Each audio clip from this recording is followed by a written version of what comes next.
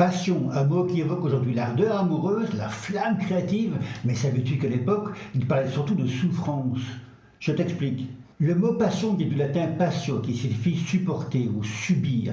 Il est dérivé du verbe passior, qui signifie endurer. À la fin du IIe siècle, dans les textes chrétiens, passio désigne la souffrance du Christ lors de sa crucifixion, d'où l'expression la passion du Christ. À partir du Xe siècle, passion prend le sens de supplice. Puis il évolue rapidement. Au XIIIe siècle, Thomas d'Aquin consacre tout un développement aux passions dans la Somme théologique. En 1752, Ronsard parle de passion amoureuse dans Les Amours de Cassandre. Et en 1649, Descartes publie Les Passions de l'âme. Mais à partir de la fin du XVIe siècle et essentiellement au XVIIe, sous l'influence des philosophes et penseurs comme Montaigne ou Pascal, la passion s'élargit pour désigner tout sentiment intense qui s'impose à nous, qu'il soit douloureux ou joyeux.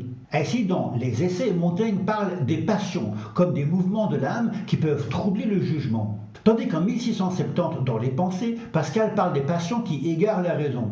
C'est au XVIIIe siècle que l'accent se dépasse. La passion amoureuse devient l'un des sens principaux, portés par le roman et le théâtre. Ce qui était d'abord une épreuve est donc devenu un feu qui brûle de temps en temps tout autant.